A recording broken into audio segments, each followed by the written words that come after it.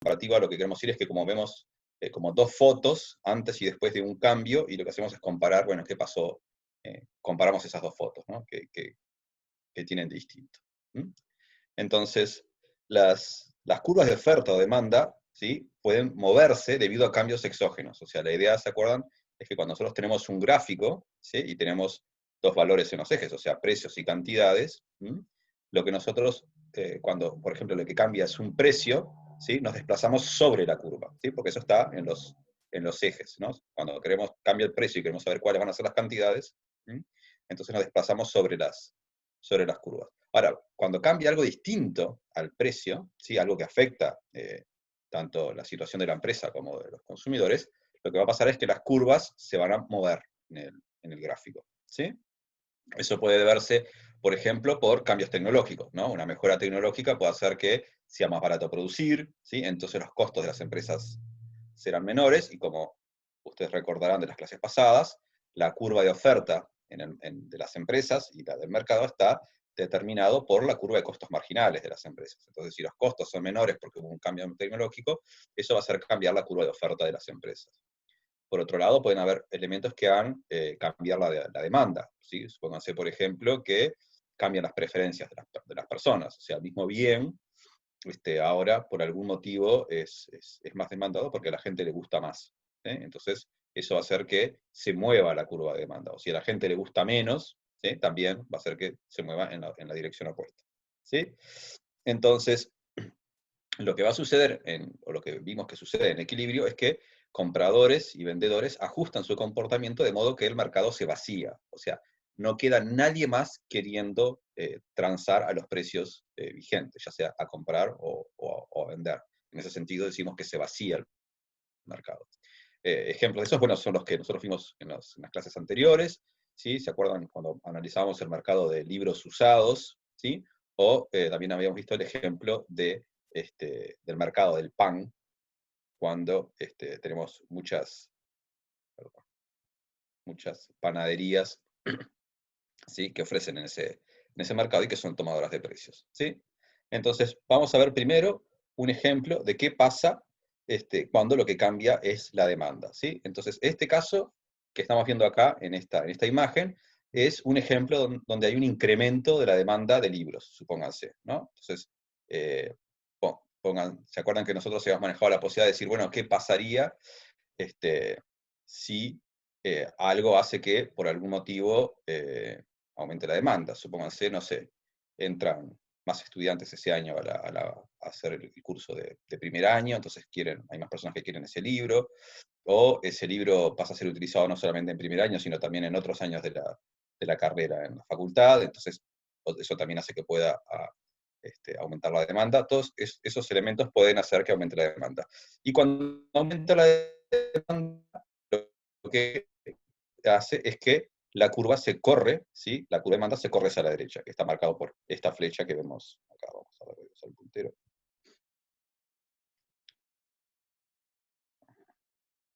Entonces, en este caso, cuando aumenta la demanda, lo que tenemos es un corrimiento de la curva hacia la derecha y hacia arriba. Eso implica que para cada precio, ¿sí?, la demanda va a ser mayor. Supongamos que si el precio fuera 15, la demanda ya no va a ser esta que está acá, que es cerca de 10, sino que va a ser algo por acá, que es cerca de 20, ¿no? Si el precio es 5, la demanda ya no va a andar por acá siendo cerca de 30, sino que va a andar por acá siendo cerca de 45. O sea, para cualquier precio que elijamos, ¿sí?, van a haber más cantidades demandadas. Eso es lo que quiere decir que aumenta la demanda. Implica que se corre la curva. Cuando decimos que aumenta la demanda, que lo que queremos decir es que se corre la curva, ¿sí? Si, por ejemplo, aumentaran las cantidades consumidas porque cae el precio, supónganse que partimos de esta situación inicial en punto A, y el precio ya no es 8, como teníamos antes, sino que baja 5, y se consumen más cantidades, ¿sí? Eso no quiere decir que haya aumentado la demanda. Cuando nosotros decimos que aumenta la demanda, nos estamos refiriendo a un corrimiento de la curva, ¿sí?, y que la cantidad demandada es mayor para cualquier nivel de precios. No nos estamos refiriendo al caso en el cual se mueve el precio y nos movemos sobre la curva, ¿sí? Entonces, como decía recién, la demanda va a ser mayor para cada precio posible, por lo cual la curva se va a desplazar hacia la derecha, ¿sí? en respuesta a este desplazamiento va a haber un cambio en el precio, ¿sí? Porque si nos mantuviéramos en el precio anterior, en este ejemplo era de 8, lo que habría sería un exceso de demanda, ¿sí? O sea, el precio de 8, los oferentes, y las oferentes están dispuestas a vender 24 unidades, pero los consumidores están dispuestos o están interesados en comprar, no sé, póngale que 36 unidades, ¿sí? Entonces, en este caso hay un exceso de demanda, y eso va a hacer que varios de los consumidores, ¿sí? Supónganse que están acá representados, supónganse que no están representados por esta nueva curva de demanda, hay algunos que podían conseguir unidades a el precio que había anterior, o sea, había 24 que lo iban a poder hacer. Pero después hay más, ¿sí? Que se quedan sin nada, y esas personas van a estar dispuestas a ofrecer un precio mayor a 8, ¿sí? Fíjense, cuando se están transando 24 unidades. Entonces, eso va a ir presionando el precio hacia arriba, ¿sí? Y nos vamos a ir desplazando del punto A hacia el punto B, donde ahí sí la oferta va a ser de nuevo igual a la demanda, ¿sí? Entonces, este cambio, en el caso de la oferta, es un cambio sobre la curva, ¿sí? O sea, observense que nosotros nos pasamos del punto A al punto B, que los dos están en la curva de oferta inicial, o la única que tenemos. O sea, en el caso de la oferta, que la oferta no experimentó un cambio, ¿sí? El cambio se da sobre la curva. La que se mueve es la curva de demanda, ¿sí?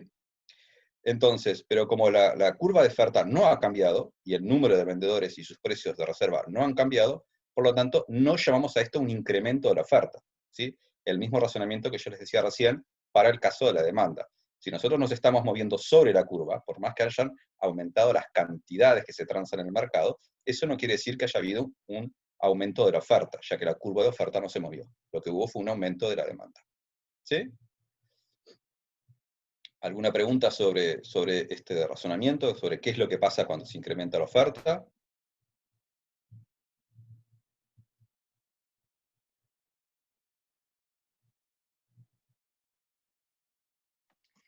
No, Andrés, Leila preguntaba por qué hay un cambio en la pendiente, en la curva de demanda. Parecería que quedó Sí, dibujada así. sí, quedó dibujada así. Estrictamente, los cambios en la curva pueden darse de distintas maneras. Y acá, efectivamente, la curva tiene un poco más de pendiente, pero eso depende de cada curva de demanda, ¿sí? Podría haber un cambio proporcional, digamos, donde la nueva curva sea paralela a la anterior, o podría no suceder así, ¿sí? Eso depende de otros factores que pueden estar, digamos, afectando el mercado, ¿sí? Pero digamos que puede moverse de distintas maneras la curva de demanda. Y acá Joaquín pregunta, si hubiese un exceso de oferta, la curva de demanda se tendría que desplazar hacia la izquierda del punto A.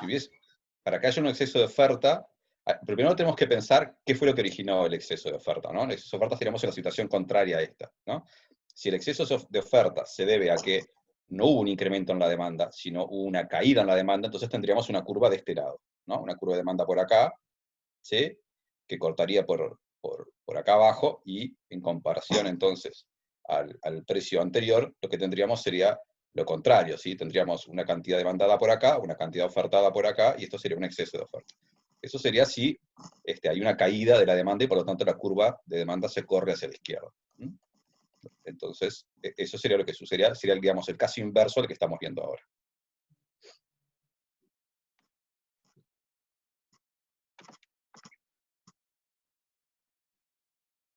Bien. Por ahora no hay más preguntas. Bien. Después, lo otro que puede suceder, como decíamos recién, en el caso anterior, vimos recién qué era lo que pasaba cuando cambiaba la demanda. Lo que puede suceder es que cambie, que haya un cambio en la oferta, o sea, que haya un desplazamiento de la curva. ¿Qué puede provocar esto? Bueno, como decíamos antes, esto puede deberse, por ejemplo, a un cambio tecnológico, ¿sí? Que haga que las empresas puedan producir a menores costos, y si eso sucede, lo que tendríamos serían menores costos para la empresa. Vamos a pensar que ese cambio tecnológico hace que sea más barato producir cualquiera de las unidades. O sea, si la empresa produce 1, producir 1 va a ser más barato que antes. Ahora, si produce 10 también, producir 10 va a ser más barato que antes, y así sucesivamente. O sea que pasar a producir una unidad adicional, que es lo que, como definimos el costo marginal, va a costar menos dinero que antes. Entonces, en este caso, lo que va a suceder es que la curva de oferta se va a desplazar hacia abajo, ¿sí? O sea, para cada cantidad que se pueda transar en el mercado, ¿sí? La empresa va a tener menores costos, supónganse acá, de los que tenía antes, que estaban fijados, que se mostraban en el gráfico por la curva de costo marginal original, ¿sí? Entonces, en este caso, la curva de costo marginal de cada panadería se va a desplazar hacia abajo. Para cada nivel de producto, el costo marginal y, por lo tanto, el precio al cual están dispuestos a ofrecer el pan va a ser más bajo. Entonces, la curva de oferta de mercado va a caer y el precio original, al precio original, digamos, lo que va a haber es un exceso de oferta, ¿sí? O sea, para esta nueva curva, ¿sí?, de oferta, las personas vendedoras van a estar interesadas en vender 7.000 unidades aproximadamente, mientras que la demanda al precio original era de 5.000, o sea, hay 2.000 más que lo que se quiere vender que lo que se quiere comprar, es un exceso de oferta. Entonces, las panaderías, ¿sí?, van a estar dispuestas, digamos, a cobrar un precio menor para vender más unidades, ¿sí? Y eso va a hacer que baje el precio y nos movamos paulatinamente del punto A medida que va bajando el precio y se van transando más cantidades, porque al bajar el precio los y las consumidoras van a estar dispuestas a comprar más, ¿sí? Va a ir bajando el precio, se van a ir transando más cantidades hasta que lleguemos al punto B. Entonces, en ese nuevo equilibrio, que es en el punto B, el precio va a ser más bajo y van a haber más cantidades transadas o más pan vendido. Entonces, en este caso, la curva de demanda no cambió, ¿sí? Entonces, nuevamente, aumentan las cantidades que se transan, pero no decimos que aumentó la demanda, ¿sí? Ya que nos movimos sobre la curva de demanda. ¿Sí? ¿Se entendió ahora? Esto es análogo, muy similar a lo que vimos en el caso anterior de cuando veíamos los cambios en la demanda.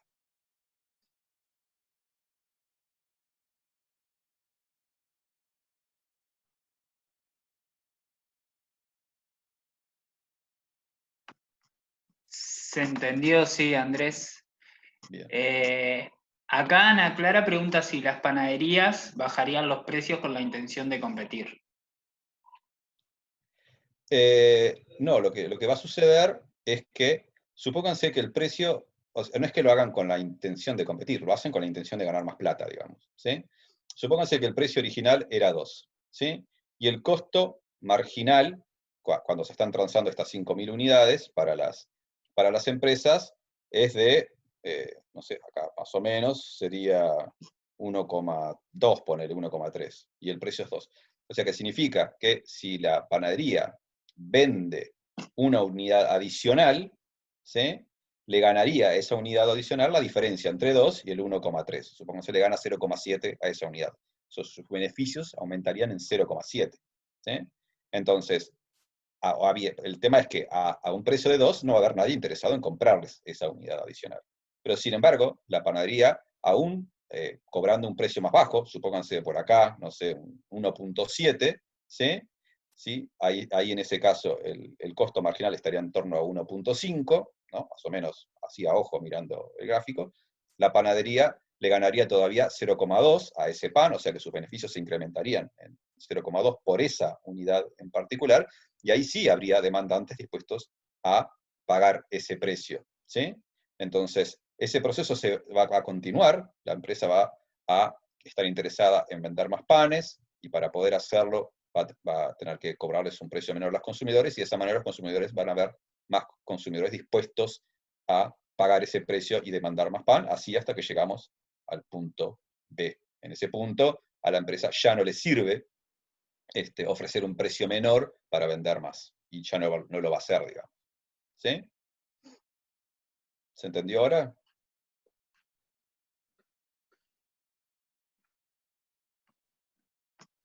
Sí, Ana dice que sí. Y Joaquín pregunta si un cambio tecnológico entonces sirve para abaratar los bienes, pero si esto le genera más beneficio a la empresa. Bueno, ahora lo vamos a ver. Un cambio tecnológico en general, sirven para, no vamos a hacer una clase sobre cambio tecnológico. En general, permiten abaratar la producción de los bienes. Un cambio tecnológico también puede servir para crear un bien distinto. O sea, no necesariamente tienen que ser para abaratar los bienes existentes, ¿no? Hay muchos cambios tecnológicos o innovaciones que lo que hacen es generar bienes nuevos que salen al mercado. Pero en este caso, lo que estamos considerando es un cambio tecnológico que lo que hace es abaratar los costos. Ahora, ¿qué efectos tenga eso sobre los beneficios de la empresa? Bueno, un poco de eso lo vamos a ver ahora en lo que sigue de la clase, pero eso depende un poco de cómo opera el mercado.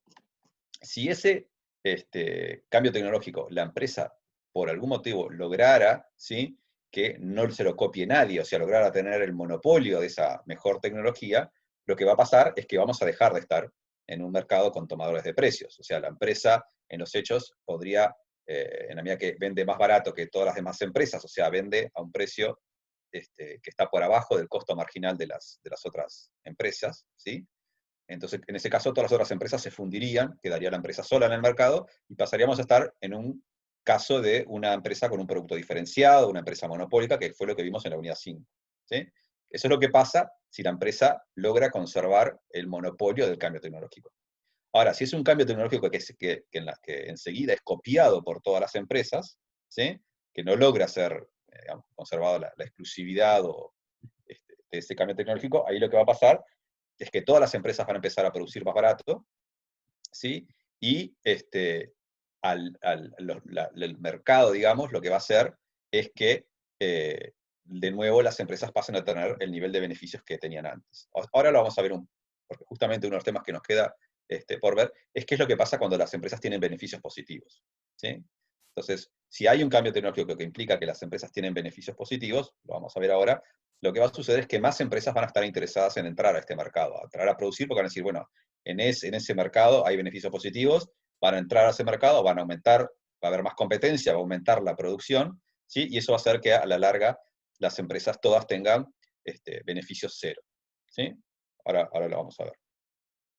Entonces, justamente de esto es de lo que, digamos, veníamos hablando anterior. Entonces, ¿qué es lo otro que puede producir un desplazamiento de las curvas? Hay varias cosas que pueden producirlas, pero en este caso, ¿sí?, lo que puede producir que se desplacen las curvas es la entrada al mercado de más empresas, ¿sí?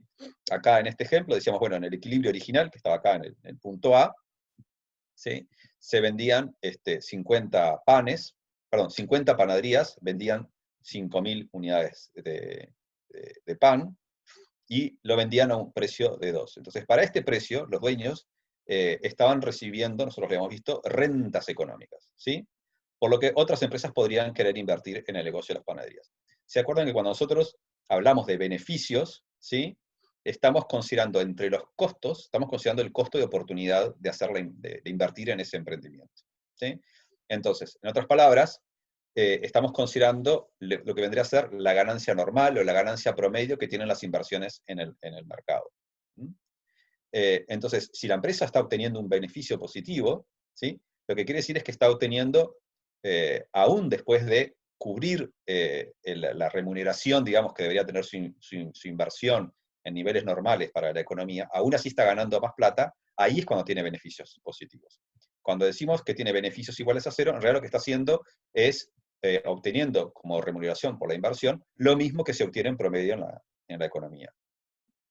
Entonces, cuando la empresa está obteniendo beneficios positivos, significa que lo que está ganando es más que su costo de oportunidad, o sea, es más que su siguiente mejor opción de inversión, ¿sí? En ese caso, al igual que con otros ejemplos que vimos en el correo del curso, cuando alguien obtiene algo que es más que lo que obtiene su segunda mejor opción, decimos que está obteniendo por esa interacción económica, está obteniendo una renta económica, ¿sí?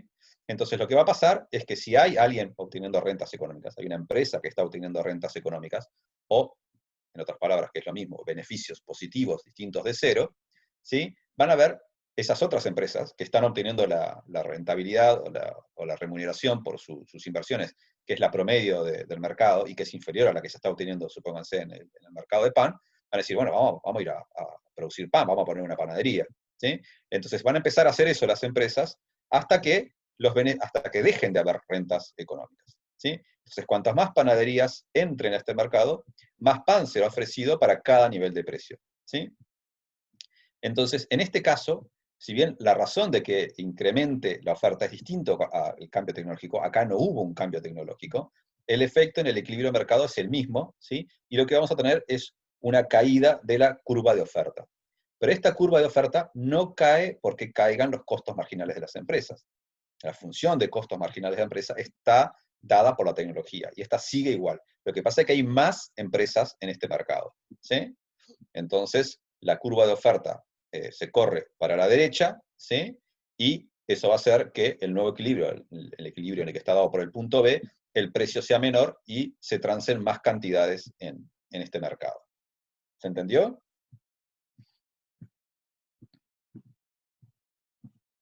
Ahora lo vamos a ver un poco más, pero la idea es que si hay una empresa que tiene beneficios positivos, que es lo mismo que decir que está obteniendo rentas económicas, van a venir más empresas a competir a ese mercado atraídas por esas rentas económicas. ¿Mm? Y ese proceso se va a dar, van a entrar más empresas, y a medida que entran más empresas, aumenta la oferta, ¿sí? en el mercado, eso va a llevar a que caigan los precios, y al caer los precios, estas rentas económicas tienden a desaparecer. Y de hecho van a seguir entrando empresas hasta que ya no haya más rentas económicas. ¿Mm? ¿Se entiende? Andrés, Sí. acá Joaquín puso pasa a ser fijadora, pero no sé a qué se refirió con pasa a ser fijadora. No, siguen siendo todas tomadoras de precios, ¿no? Si por fijadora te referís a fijadora de precios, no. Siguen siendo todas tomadoras de precios, ¿sí? Porque incluso si volvemos al ejemplo anterior, donde había una mejora tecnológica que hace bajar la curva de costos marginales, ¿sí? En el caso que nosotros estamos hablando, de que entran más empresas al mercado, ¿sí? Y que tienen la misma curva de costo marginal, ¿sí? Al tener todas las mismas curvas de costo marginales, estamos hablando de empresas tomadoras de precios, ¿sí? Podría pasar a ser fijadora de precios si por algún motivo la mejora tecnológica es acaparada por la empresa, de hecho la empresa desplaza a las demás empresas del mercado, pero no tendríamos en este caso entrada de empresas al mercado. Al contrario, tendríamos salida de empresas. O sea, si la empresa logra acaparar la mejora tecnológica, lo que tenemos es salida de empresas al mercado. Acá lo que estamos viendo es el caso donde, atraídas por las rentas económicas, entran más empresas al mercado, y eso hace que se corra la curva de oferta, a pesar de que no hubo ningún cambio tecnológico, ¿sí? La curva de costos marginales de cada empresa sigue siendo la misma. ¿Mm? Digamos, ahora, si la existencia de rentas económicas, ¿sí? Se da porque hubo una mejora tecnológica, entonces ahí se puede dar el efecto de las dos cosas, ¿sí?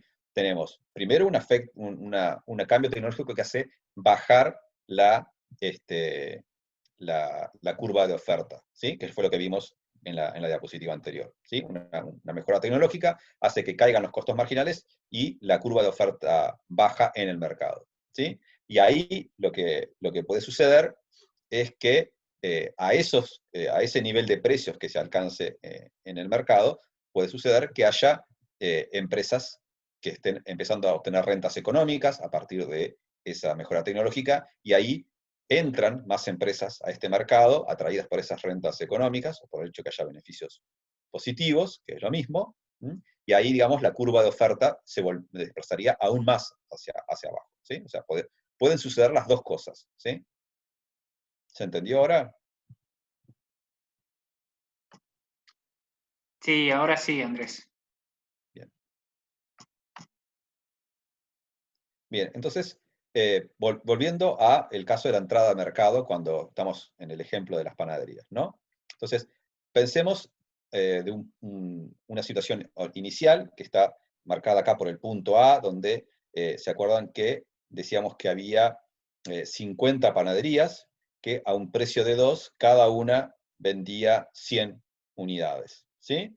Entonces eso hacía que en el mercado, esta era la curva de oferta original, que estaba por la suma de los costos marginales de todas las empresas, a ese precio, ¿sí? Que era el precio de 2, como había 50 panaderías y cada una producía 100, entre todas producían 5.000, que es lo que está aquí, si bajamos en el punto A, ¿sí? Del equilibrio. Entonces, las panaderías que ya estaban en el mercado van a ver, en este caso, lo que nosotros vemos es que en el punto A, las empresas están en una curva de isobeneficios, que pasaría por, no está dibujada acá en el gráfico, pero imagínense una que está pasando por el punto A, ¿sí?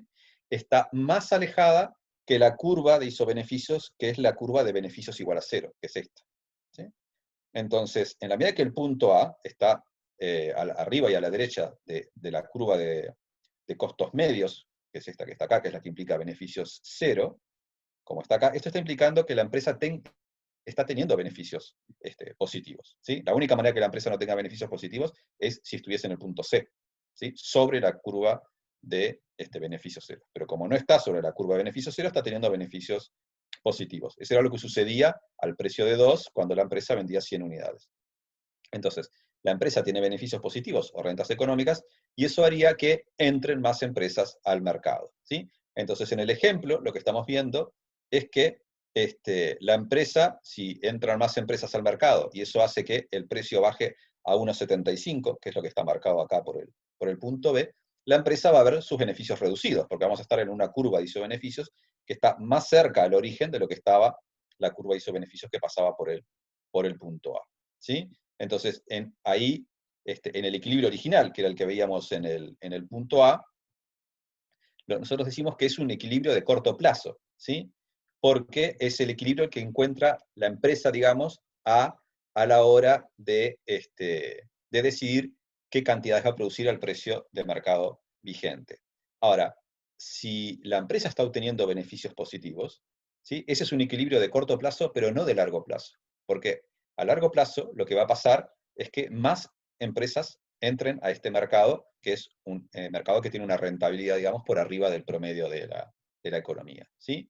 Y eso, obviamente, podemos asumir que lleva su tiempo, o sea, cerrar o abrir una empresa es algo que lleva su tiempo, no sucede de manera instantánea, pero lo que sí va a pasar es que más empresas van a entrar al mercado. Entonces, por ejemplo, podemos pensar que del punto A pasamos al punto B. En el punto B, ¿sí? Ya no hay 50 empresas como antes, ¿sí? Porque acá tenemos un precio de 1,75 y están produciendo 82 panes cada una, que es menos, antes producían 100, pero en el mercado, ahora en el punto B, a ese precio menor, ya no se están transando 5.000 unidades, sino, como dice acá, 5.700 y pico de unidades. O sea, hay más cantidades transadas en todo el mercado, pero cada panadería individual está vendiendo menos. Eso quiere decir que entraron muchas más empresas al mercado. Teníamos 50 empresas en el mercado y ahora tenemos 70 empresas en este mercado. O sea, entraron 20 empresas nuevas y es lo que explica que hayamos pasado del punto A al punto B y que la curva de oferta, la que corresponde a cuando pasamos del punto A al punto B, se movió hacia la derecha y es esta que está acá, ¿sí? Que implica más cantidades transadas en el mercado y a un precio menor que es el de 1,75. ¿Sí? Ahora, en el punto B, las empresas siguen teniendo beneficios positivos, sigue habiendo rentas económicas, y eso va a hacer que sigamos atrayendo más empresas a este mercado. ¿Mm? Entonces, a largo plazo lo que tiene que pasar es que este movimiento se va a dar, van a seguir entrando empresas al mercado hasta que lleguemos al punto C. ¿Sí? Entonces, decimos que en el largo plazo esperaríamos que el número de empresas en el mercado sea tal que no se puedan obtener ganancias superiores a las normales mediante, a través del mecanismo de seguir ingresando al mercado. ¿Sí? En nuestro modelo vamos a suponer que las panaderías tienen las mismas funciones de costos, ¿sí? O sea, no hay tecnologías distintas entre las empresas, por lo tanto tienen la misma función de costos. Y entonces, el equilibrio nuevo va a ser en el punto C, donde va a haber un precio de $1.52 por cada pan, ¿sí? Y donde cada panadería va a estar produciendo ahora 62 panes, que es menos aún de lo que venían produciendo antes. Y lo que va a suceder es que partimos de una situación de 50 panaderías y van a entrar 50 panaderías nuevas. O sea, vamos a estar produciendo 62 panes cada una, pero a este precio en el mercado se están transando 6.600 panes, o sea que hay 100 panaderías ahora. O sea, partimos en el punto A de una situación donde había 50 panaderías y en el punto C entraron 50 más y llegamos a las 100 panaderías. ¿Mm?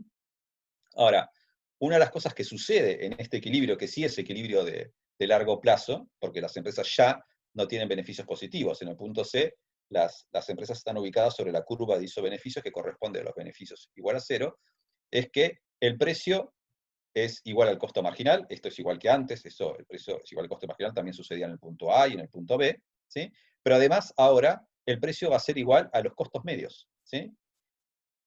Porque, como decíamos antes, estamos sobre la curva de beneficios que se corresponde a, al caso donde los beneficios son ceros, y eso sucede cuando el precio nos da justo para cubrir el costo promedio de cada unidad, ¿sí? Y en ese caso, el beneficio de cada panadería pasa a ser cero. Bueno, la curva de oferta se volvió a correr más hacia la derecha hasta que llegamos al punto C. ¿Se entendió ahora cómo es el efecto de la entrada de mercado de más empresas cuando hay beneficios positivos?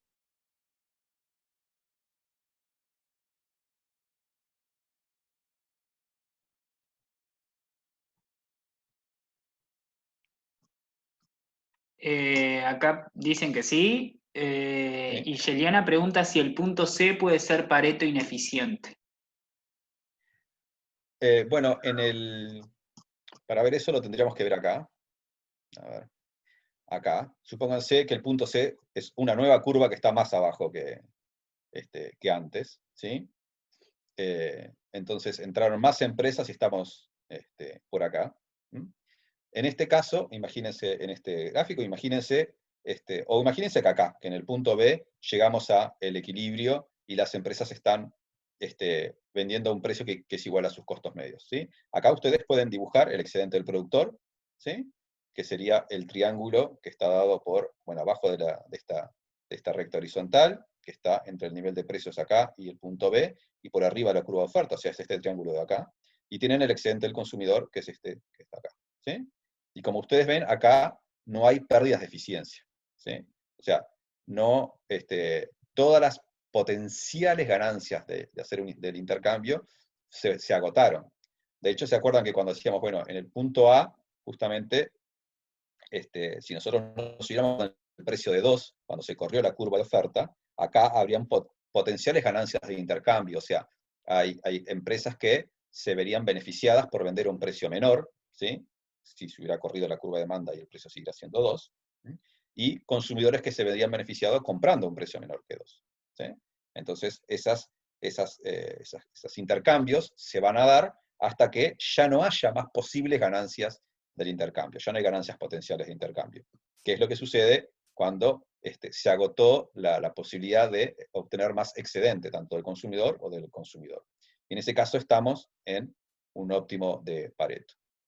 Como una advertencia que corresponde hacer, porque lo hemos mencionado también en las clases anteriores, para que haya un óptimo de Pareto en un mercado competitivo como el que estamos nosotros hablando ahora, una condición adicional que tiene que suceder es que la producción que estamos llevando nosotros, mejor dicho, tanto la actividad de producción de los oferentes como las actividades de consumo de los demandantes que están realizando, esas actividades no tienen que tener efectos sobre las demás personas. Esa es una condición para que haya un óptimo de Pareto, ¿sí? Entonces, no alcanza solamente con que haya un equilibrio, un mercado competitivo, donde todos los agentes sean tomadores de precios. También es necesario que esas actividades no afecten a otras personas, ¿sí? Ahora lo vamos a explicar un poco más, pero eso es necesario para que haya un óptimo de Pareto. Un ejemplo de eso es, por ejemplo, las actividades una actividad que pueden hacer, supóngase que estas panaderías,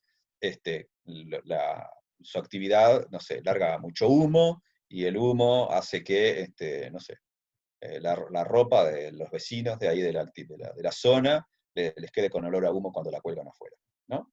Entonces, un típico ejemplo es, por ejemplo, la contaminación. Eso sucedería acá. Entonces, podría suceder que hubiese vecinos, vecinas, que estuvieran dispuestos a, incluso a pagar, ¿sí? Para que las panaderías produzcan menos, ¿sí? De modo de que haya una menor,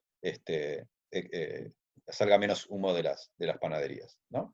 Y las panaderías, si les pagaran por producir menos, capaz que estarían también interesadas en hacerlo, o sea, se verían beneficiados las panaderías y los consumidores. Sin embargo, eso no sucede, digamos, lo que sucede es que las empresas producen, largan el humo y hay personas que se ven perjudicadas. Eso sucede porque las empresas no internalizan digamos, los costos o el perjuicio que están realizando para otras personas. Entonces, en ese caso no estamos en un óptimo de Pareto. Pero bueno, decíamos que entonces en el equilibrio vamos a ver un óptimo de Pareto siempre y cuando no estemos perjudicando, mejor dicho, perjudicando o beneficiando, o sea, no estemos afectando a otras personas, a alguien más.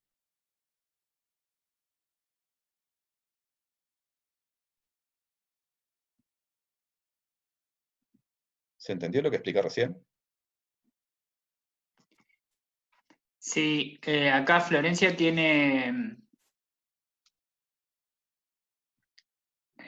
una pregunta sobre el gráfico, que ¿Sobre es este? el gráfico el del lado derecho. Si la curva que está más cerca del origen se llama oferta original, costo marginal. Las tres curvas se corresponden a los costos marginales de las empresas. La diferencia es que en esta curva hay menos empresas, entonces cuando yo sumo los costos marginales de cada empresa, ¿sí? Mejor dicho, cuando yo sumo lo que ofrecen a ese costo marginal, o sea, acá lo que tenemos es, por ejemplo, en esta curva, ¿sí? Para un costo marginal de 2, ¿sí? Tenemos 50 empresas que cada una ofrece 100. ¿Sí? Entonces, sumamos, ¿sí? los 100 de cada empresa hasta que llegamos a 5.000, que es lo que está acá.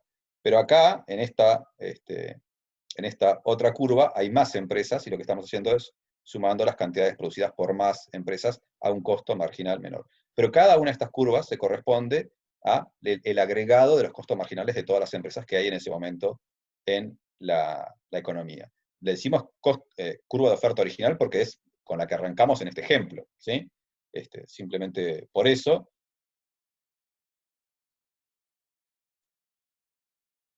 ¿Sí?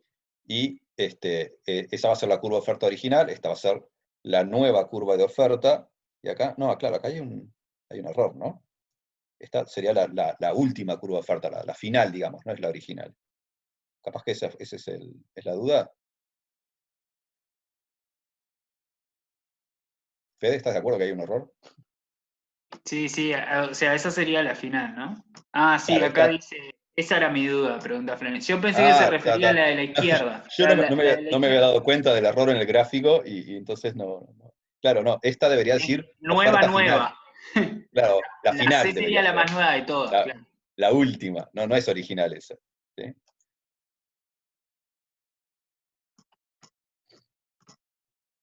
Bien, ¿más preguntas? ¿Seguimos?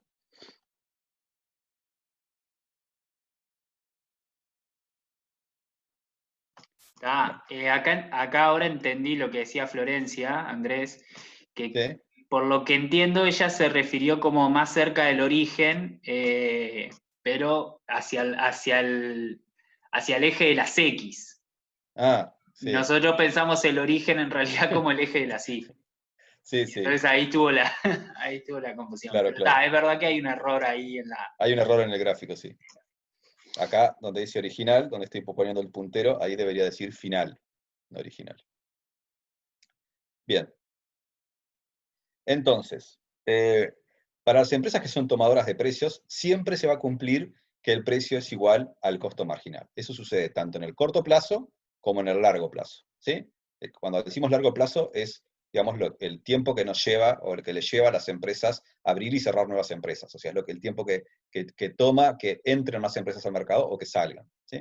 Ahora, en el largo plazo, el precio también va a ser igual al costo medio, no solo al costo marginal. ¿Sí? Eso es lo que vimos al final de la diapositiva anterior. ¿Sí?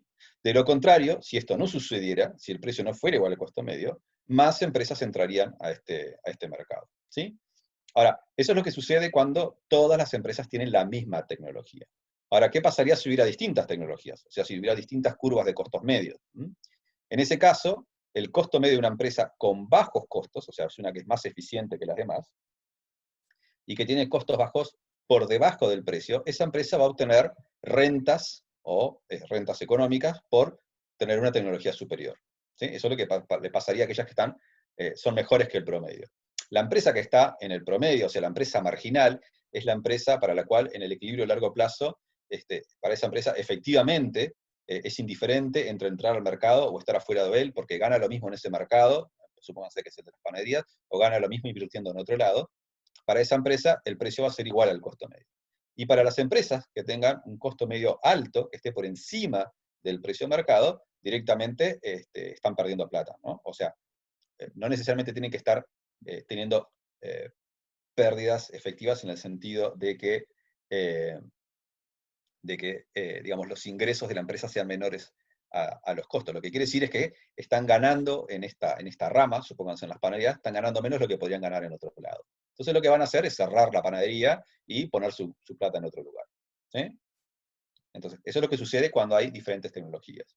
Nosotros, en general, vamos a asumir que las tecnologías son las mismas, pero esto es lo que pasaría, ¿no? O sea, aquella que está en la situación, en el margen, digamos, es la empresa promedio, no va a ganar ni perder, más que en lo que haría en otra rama. La que tiene una tecnología superior va a estar obteniendo rentas económicas, y la que tiene una tecnología peor, esa directamente se va a ir del mercado, ¿sí? Y en el largo plazo, estas empresas van a desaparecer, digamos. Bien, ¿se entendió esta parte? Digamos, esta es la sección, digamos, donde lo que tratamos de analizar es ver qué es lo que puede hacer que se muevan las curvas de oferta y demanda, y qué puede pasar con eso. Otras cosas que podrían pasar, que ahora no lo vimos, que es, por ejemplo, el hecho que se introduzcan impuestos, ¿no? Los impuestos es un típico ejemplo de algo que hace mover las curvas, ¿no? Y que se alcancen equilibrios distintos. Bien. Si les parece bien, pasamos ahora a ver un poco como a un cierre de lo que es el modelo en competencia perfecta, ¿sí? Entonces, en un mercado hipotético, ¿sí? Como los que estamos viendo ahora, es un mercado, es algo abstracto, digamos, lo que tiene que suceder para que haya un mercado en competencia perfecta son algunas condiciones, ¿sí? Una es que los bienes y servicios que están siendo intercambiados tienen que ser homogéneos, o sea, tienen que ser iguales, no pueden dar diferencias entre lo que ofrece una empresa, ¿sí? Y lo que ofrece otra, ¿sí?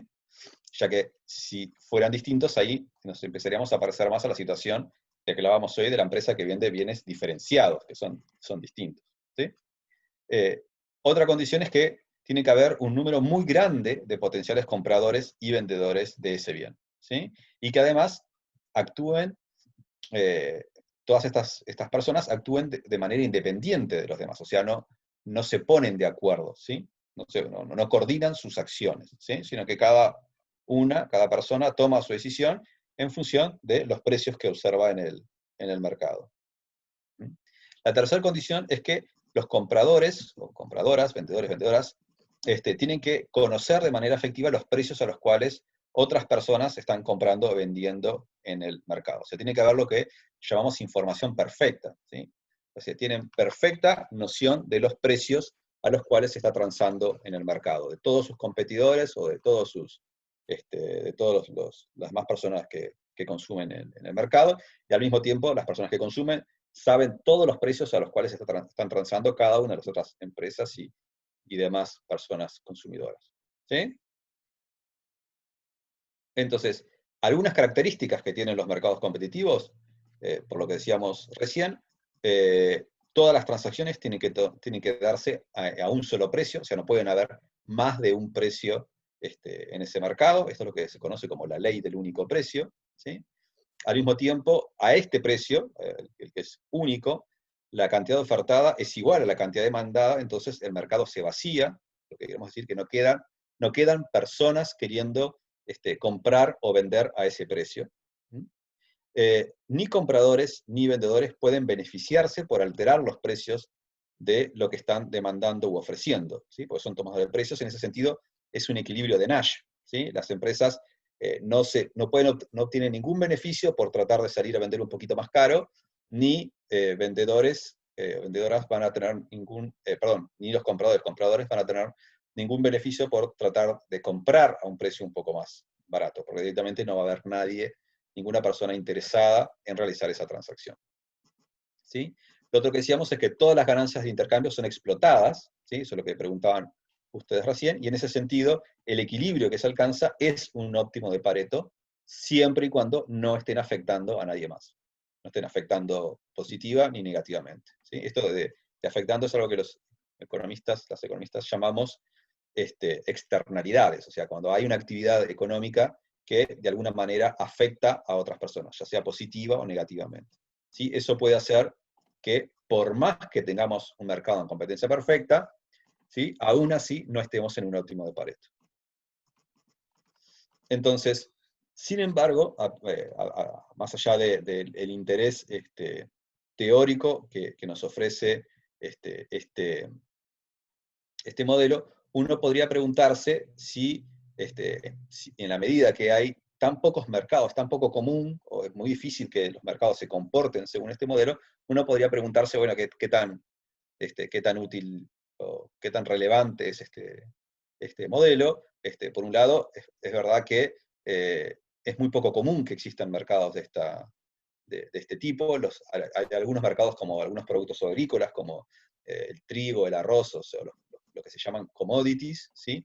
Que se parecen a este tipo de mercados, porque los bienes no están muy diferenciados, o sea, la gente no compra yo qué sé, trigo marca tal u otro, porque básicamente son todos muy parecidos, aunque estrictamente estos bienes en realidad nunca son totalmente idénticos, o sea, de hecho las empresas hacen esfuerzos por diferenciarlos, por eh, aprovechar que existan distintos tipos de variedades y calidades de estos productos, que es donde podría ser más parecidos a un mercado de competencia perfecta.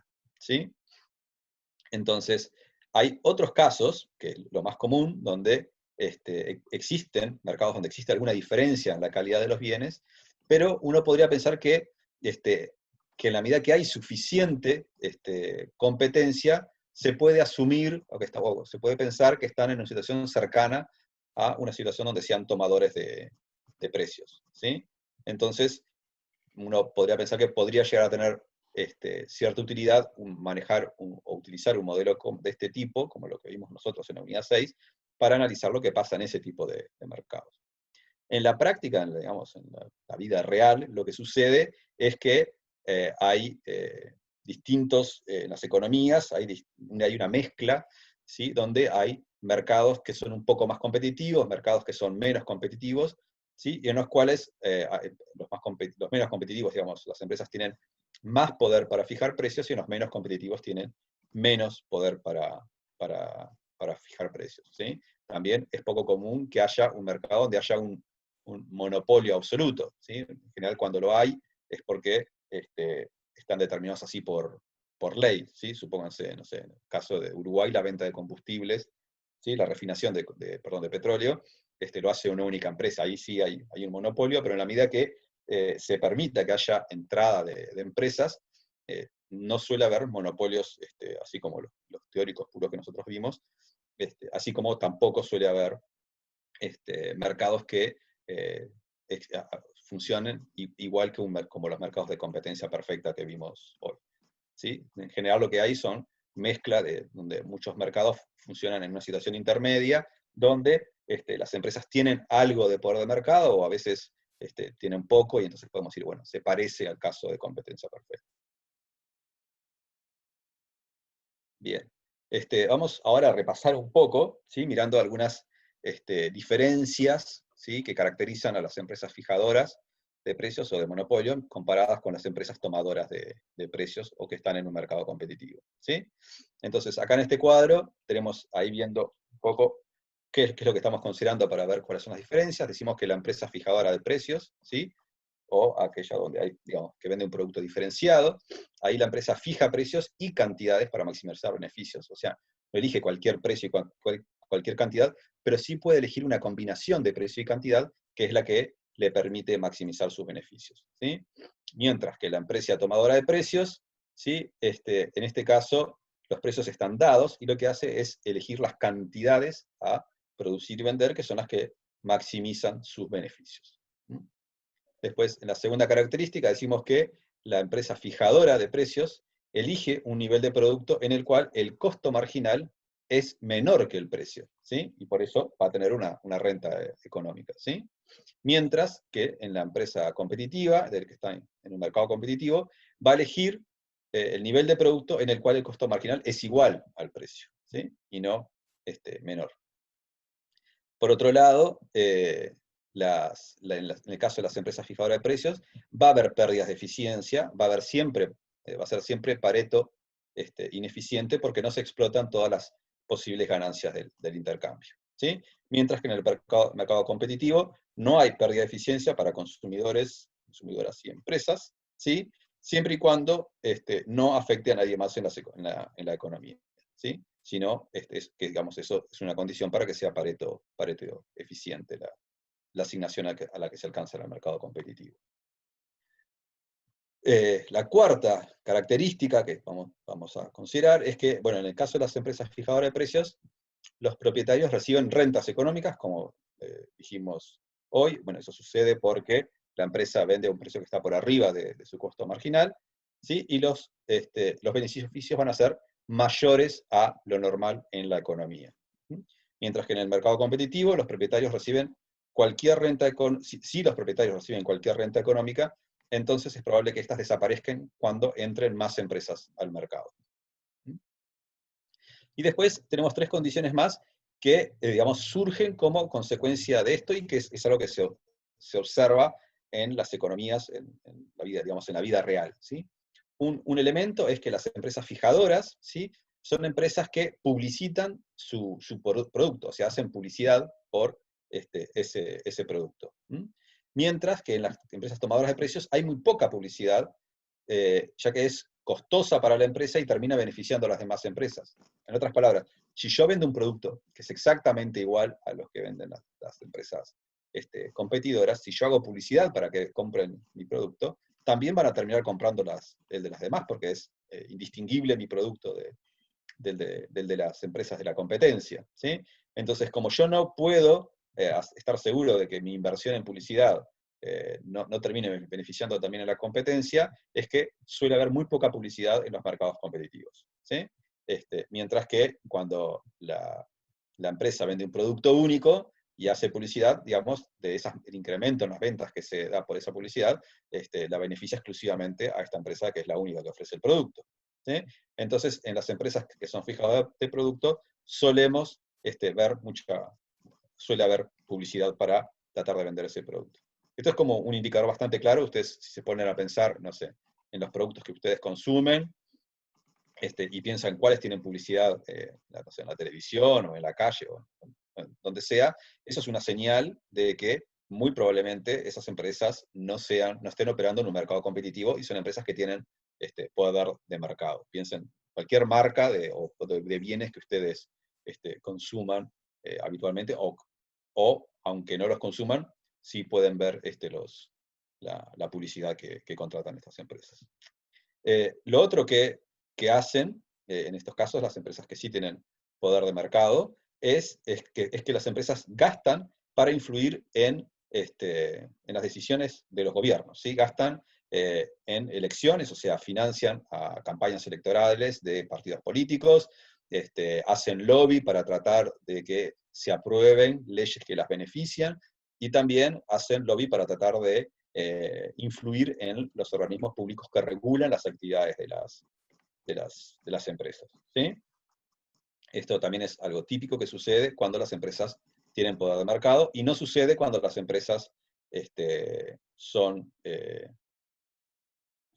tomadoras de precios. El argumento es por el mismo que en el caso de la publicidad. O sea, si ustedes son una empresa en un mercado competitivo, ¿sí?, y gastan dinero yo que sé, contratan a alguien que hace, en general las personas que hacen lobby son los propios empresarios, o muchas veces contratan a personas especializadas en hacer eso.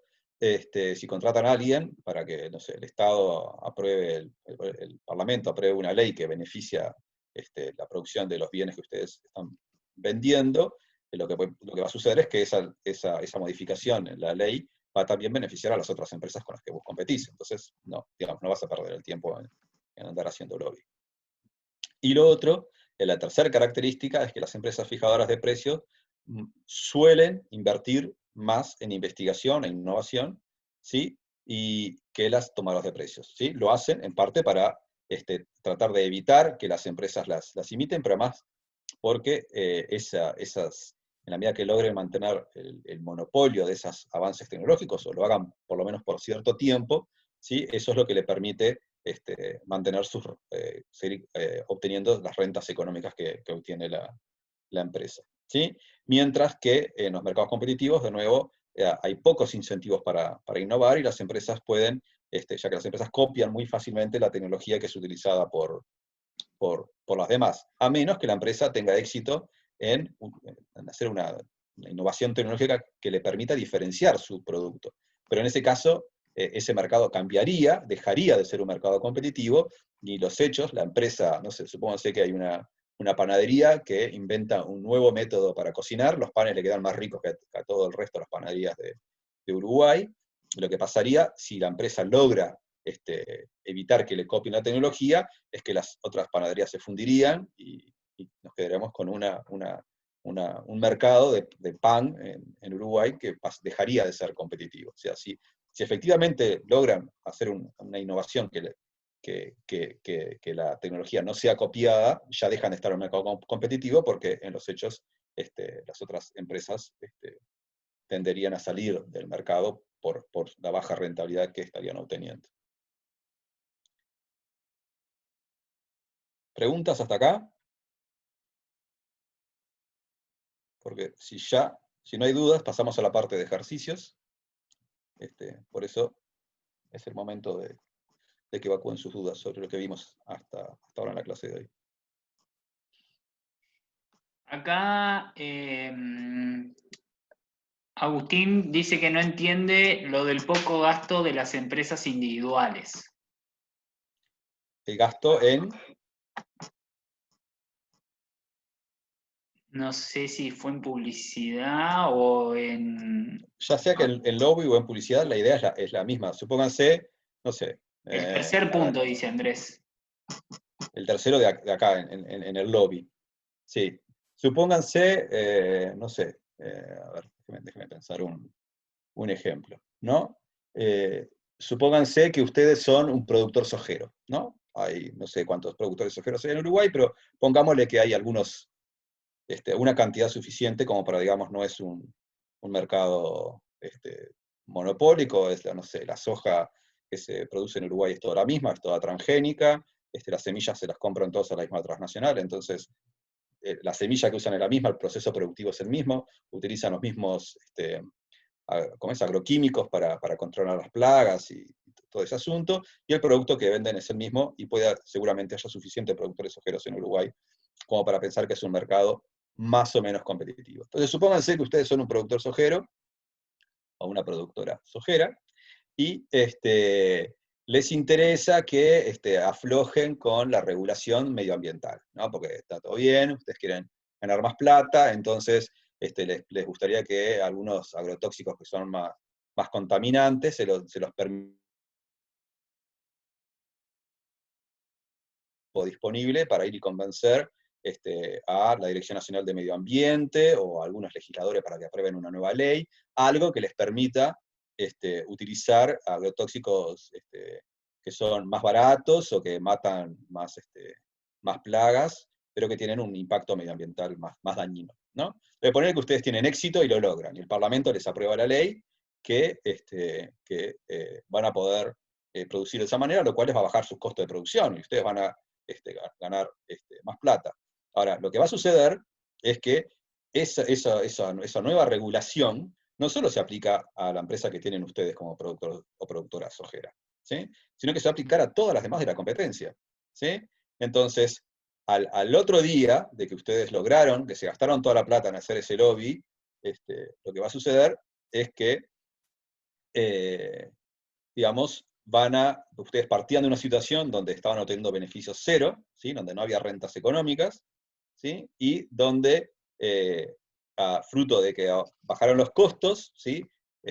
Van a entrar más empresas, van a decir, uy, ahí hay rentas económicas, van a entrar más empresas a a competir y de nuevo va a volver beneficio cero. Y ustedes hicieron todo un gasto y en realidad van a seguir obteniendo un nivel de rentabilidad que es el mismo que obtienen en el promedio de la economía. O sea, hicieron todo eso para tener más rentas económicas y no lo lograron.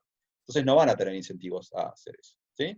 Eso es cuando es un mercado competitivo. El ejemplo que yo estoy poniendo capaz que no es el más adecuado, porque seguramente los productores sujeros sí tengan incentivos, no para ir e individualmente cada una de estas personas invertir en hacer lobby, pero sí capaz que crear una gremial de productores y productoras sojeras, donde ahí sí se ponen de acuerdo, ponen plata todos juntos para asegurarse de que comparten las pérdidas y las ganancias de esta medida entre todas, y ahí lo pueden hacer.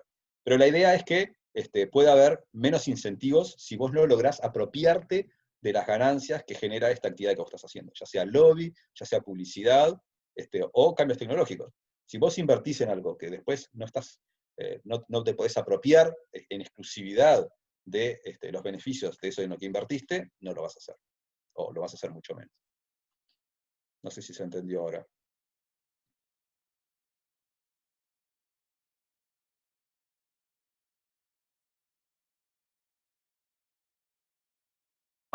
Ahora sí, Andrés. Ok. Bueno, pasemos a los ejercicios entonces. Los ejercicios son sobre los temas que estuvimos viendo en la clase hasta ahora. Agarren el Vbox y arrancamos.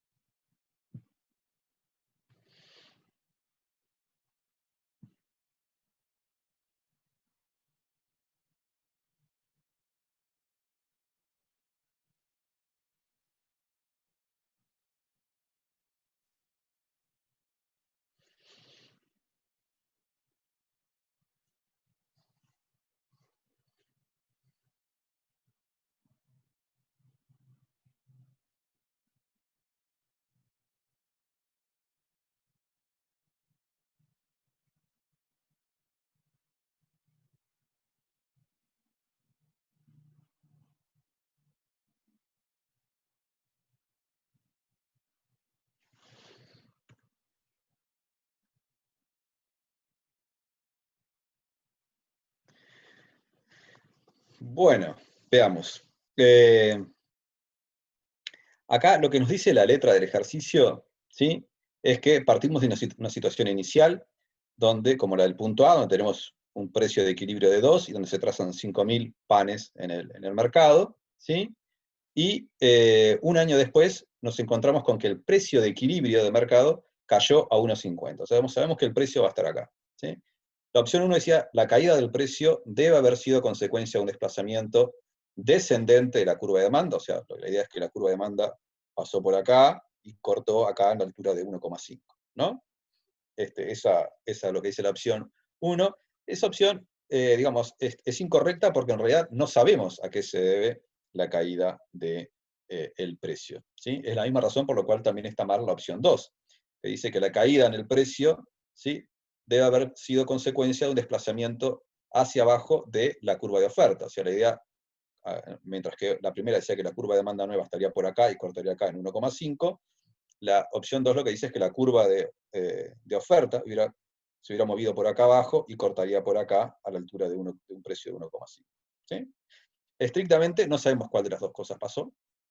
Pueden haber pasado cualquiera de las dos, y por eso tanto la opción 1 como la 2 están mal, y la correcta es la 3, ¿sí? Que dice que la caída podría haber sido consecuencia de un desplazamiento de cualquiera de las curvas, o de las dos curvas al mismo tiempo. ¿Sí? Puede haber pasado cualquiera de esas cosas.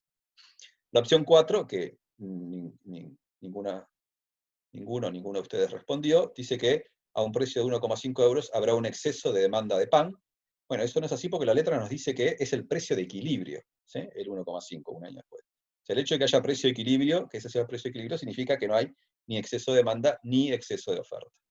¿Sí? ¿Preguntas? Si no, pasamos al ejercicio siguiente.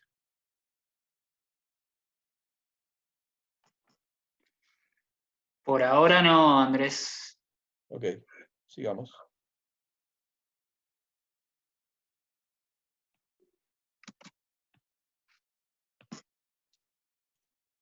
Bien, siguiente ejercicio.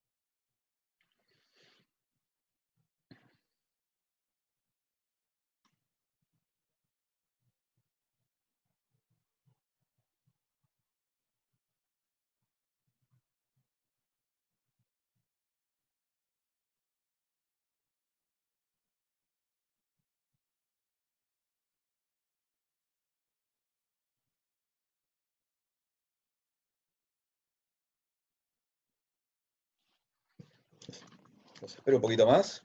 ¿O están ahí por responder?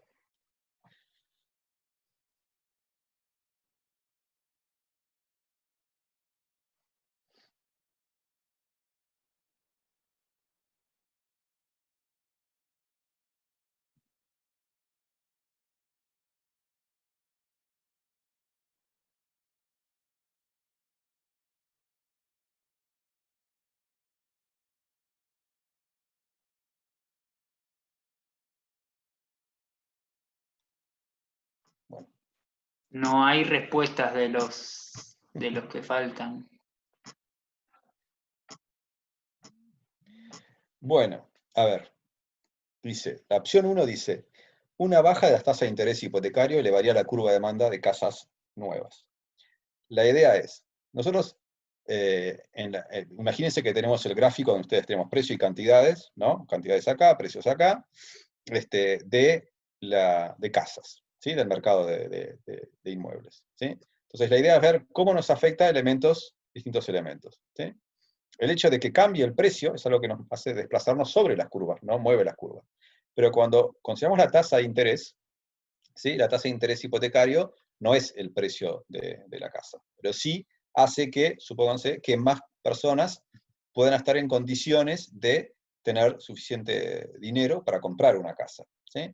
Entonces, efectivamente, eso lo que haría sería aumentar la demanda de las casas para cada nivel de precios, o sea, no importa cuál sea el nivel de precios, la demanda va a ser mayor, ¿sí? Entonces eso movería la curva de demanda hacia arriba y hacia la derecha, por lo tanto la opción 1 es correcta, ¿sí? La opción 2 dice, el lanzamiento de un nuevo teléfono inteligente, la marca Sony, elevaría la curva de demanda de iPhones existentes. La idea es que cuando nosotros tenemos bienes que son relativamente sustitutos o compiten, digamos, ¿sí? Si una empresa larga un producto que, no sé, tiene otras cualidades, que es mejor, que es más barato, eso va a hacer que disminuya la demanda de los otros, de la competencia. O sea, si Sony lanza un nuevo teléfono inteligente, ¿sí? Eso no haría elevar la demanda de los iPhones existentes, sino que debería disminuirla, ¿sí? Por lo tanto, la opción 2 está mal. La opción 3 dice, una caída en el precio del petróleo desplazaría hacia arriba la curva de demanda de petróleo. Esto se lo dije recién cuando hablamos del tema del mercado de casas, ¿sí? Entonces tenemos cantidades y precios, ¿no? En los ejes, o sea, creo que ustedes lo ven así, ¿no? Cantidades y precios. Cuando nosotros lo que vemos son cambios en los precios, ¿sí? En ese caso no se desplazan las curvas, ¿sí? Sino que nosotros nos desplazamos sobre la curva. Entonces, si cae el precio del petróleo, dice acá, ¿desplazaría hacia arriba la curva de demanda? No, la curva de demanda no se desplaza, ¿sí? Lo que sí habría, si cae el precio del petróleo y si las curvas no se mueven, es un exceso de demanda en ese mercado. Pero la curva no se mueve. Después, la opción 4 dice, una caída en el precio del petróleo desplazaría la curva de oferta de los plásticos hacia abajo. Esta opción está bien, porque lo que sucedería es que como el petróleo es uno de los insumos con los cuales se producen los plásticos, ¿sí? La caída del precio del petróleo lo que hace es abaratar los costos de la producción de plásticos y haría caer la curva de la curva de costos marginales y por lo tanto la curva de oferta de los productos plásticos, ¿sí? Por eso la opción 4 está bien. ¿Se entendió?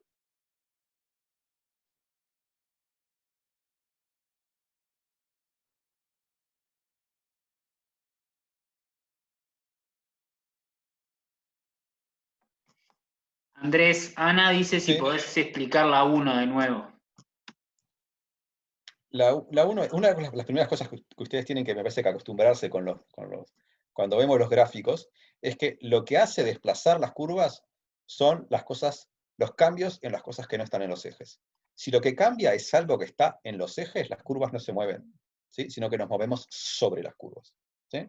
Entonces, en el mercado de casas, nosotros lo que tenemos es el precio de las casas, ¿sí? No sé, supongo que si una casa sale $100.000, $150.000, $200.000, dependiendo supongamos que son todas homogéneas en este caso, y después en el otro eje lo que tenemos son las cantidades de casas que se ven, ¿sí? Entonces, acá lo que vemos es cómo afectan el cambio de otras variables este mercado. Y en general lo que sucede cuando lo que cambia es algo que es relevante para el mercado, pero que no está en los ejes, es que lo que sucede es que se desplazan las curvas. En el caso de la tasa de interés, si baja la tasa de interés, lo que va a suceder es que más personas van a estar en condiciones o van a demandar una casa. Ustedes piensen piensen en lo siguiente, piensen que son ustedes la persona que quiere comprar una casa, ¿sí? En Uruguay, por ejemplo, para ustedes quieren obtener un préstamo hipotecario, si ustedes quisieran comprar una casa, los bancos en general les piden que ustedes tengan por lo menos entre el 15 y el 30% del precio de la casa. Supongamos que es el 30, ¿no? Entonces ustedes quieren comprar una casa que sale $200.000, ustedes tienen que tener $200.000, ¿sí? Entonces, el resto del dinero, ¿sí? Los $140.000, el banco se los presta, ¿sí? Ahora, el banco se fija en lo que ustedes pueden devolver de préstamo después en el correr de su vida, ¿sí? Y entonces, la tasa de interés lo que hace, ¿sí? Es que comprar la misma casa para ustedes termine siendo más caro o más barato. O sea, ustedes, por el resto, por esos $140.000 que les prestó el banco, ¿sí? Si la tasa de interés es mayor, van a tener que terminar pagándole más al banco que si la tasa de interés es menor, ¿sí? Entonces, para ustedes, desde su punto de vista, el hecho de que baje la tasa de interés tiene un efecto similar en el sentido de que aumenta su capacidad de comprar las casas sin que cambie el precio de la casa, ¿sí? Entonces, en los ejes que nosotros tenemos de oferta y demanda en el mercado de casas, no cambió, ¿sí? Entonces, lo que va a suceder es que para el mismo nivel, para cada precio que tenga una casa en particular, para ustedes va a resultar más barata comprarla, ¿sí? Y entonces la demanda de las casas va a aumentar para cada nivel de precios, y eso implica que la curva se corra. ¿Se entendió ahora? Capaz que con toda esta explicación del mercado hipotecario la entreveré, no sé.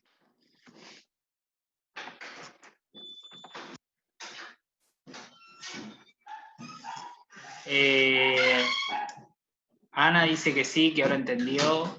Rodrigo Okay. dice si podés explicar la 4. La 4, lo que sucede es que ¿cómo es? El petróleo es parte de los costos de las empresas que producen plásticos, ¿sí? Porque el petróleo es un insumo de los plásticos, ¿sí? Yo para producir plástico preciso petróleo. Entonces, si el petróleo baja, ¿sí? Baja su precio de petróleo y yo quiero fabricar plásticos, para mí me va a resultar menos costoso fabricar plásticos, porque uno de mis insumos se abarató. En otras palabras, mi función de costos, ¿sí? Se va a correr, se va a mover, yo va a ser más barato, ¿sí? Entonces, eso va a implicar que si mis costos son menores, significa que mis costos marginales van a ser menores y la curva de costos marginales se va a desplazar hacia abajo, ¿sí? Entonces, y la curva de costos marginales, como ustedes recordarán, es la curva de oferta de la empresa, ¿sí? Entonces, si bajan los costos de las empresas, la curva de oferta también se va a mover para abajo.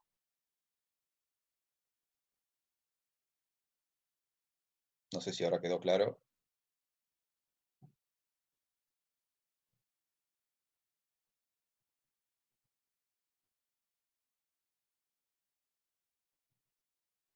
¿Sí? Ahora sí se ¿Sigo? entendió esa. Y Bruno pregunta por qué no se desplaza la curva de demanda en la 3. En la 3, lo que nosotros tenemos es que ¿se acuerdan que nosotros decíamos que la curva se desplaza cuando lo que cambia es algo diferente a lo que está en los ejes? ¿Sí? Porque la curva lo que se está mostrando justamente es cuál es la cantidad demandada para cada nivel de precios. Entonces, si cae el precio, mi cantidad demandada va a ser otra, pero no en otra curva, sino en la misma curva. Eso es lo que nos muestra, es digamos, la razón de ser de la curva de demanda, es eso. Nos muestra cuánto se va a demandar para cada nivel de precios. Si cae el precio, la cantidad que las personas van a demandar es mayor, ¿sí? Pero la curva no se va a mover. Para que se mueva la curva, hace falta que cambie algo distinto a lo que está en los ejes, que es, nosotros vimos precio y cantidad, eso es lo que está en los ejes, ¿no? Entonces, si lo que cambia es el precio, ¿sí? Ninguna de las curvas se va a mover, ¿sí? La curva de demanda va a quedar quieta, ¿sí? Esa es la idea.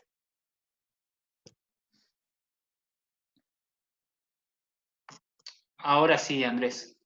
Bien. Bueno. Siguiente ejercicio.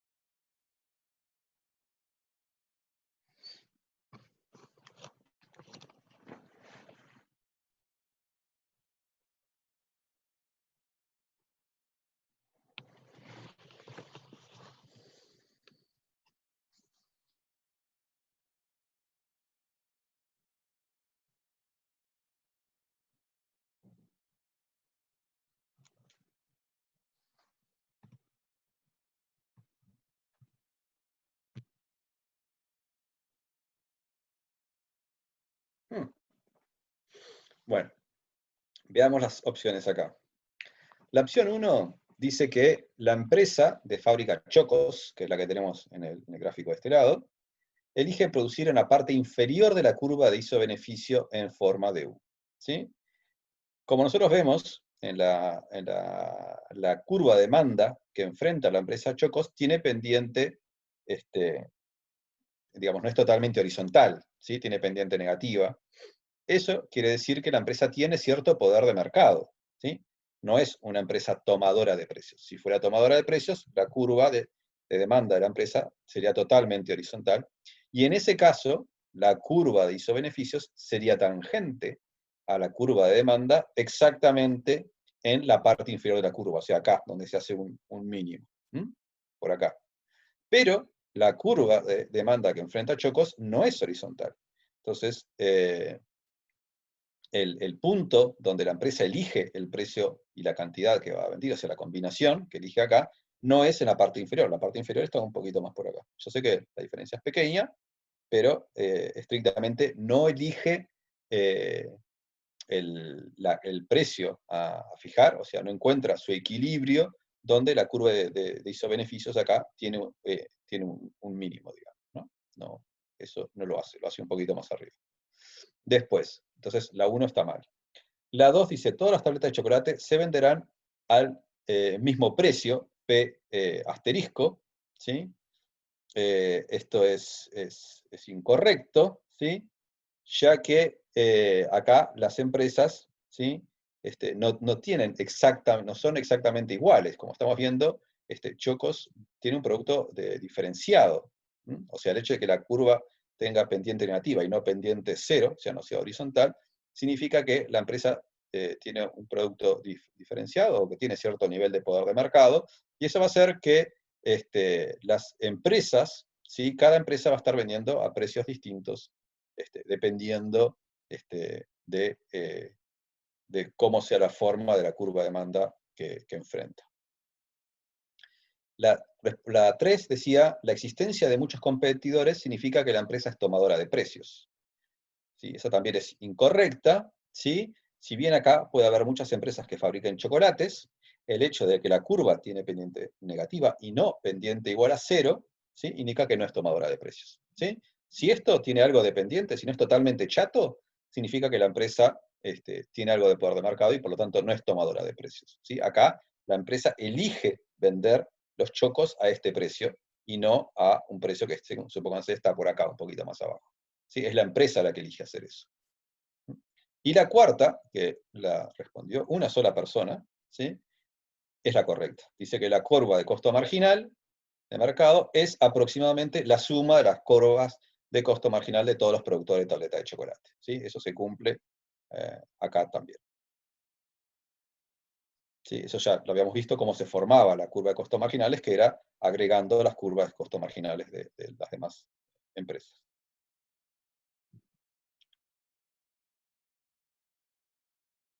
Bien. ¿Alguna otra pregunta o alguna duda sobre esto? Si no, todavía nos quedan un par de Andrés, ejercicios más. Sí. Leila pregunta si la demanda de chocos es más elástica que la demanda de tabletas. Chocos es una tableta, ¿no? O sea, es una de las marcas de tabletas.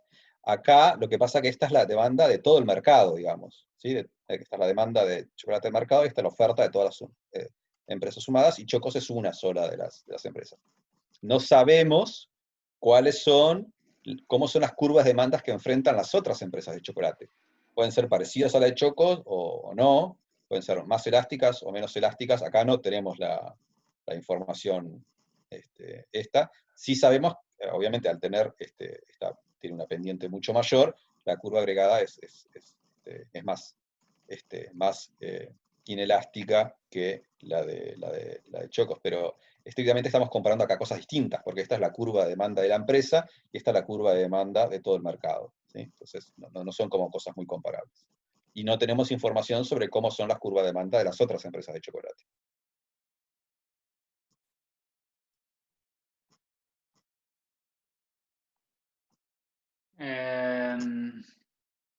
Había otra pregunta por acá. Justino no entendió la explicación de la 3. Acá efectivamente hay distintas empresas productoras de tabletas de chocolate, ¿sí? Pero que haya varias empresas no significa que sean tomadoras de precios, que es lo que quiere decir la- la opción 3 dice eso, que por haber varias son tomadores de precios. No, no necesariamente. Porque para que sean tomadores de precios hace falta que, para que las empresas no puedan elegir el precio. Para que no puedan elegir el precio, la curva de demanda que, enfrenta la empresa, como la que está acá, tiene que ser totalmente horizontal, ¿sí? Tiene que ser paralela al eje de las Q, en este caso, de las X, ¿sí?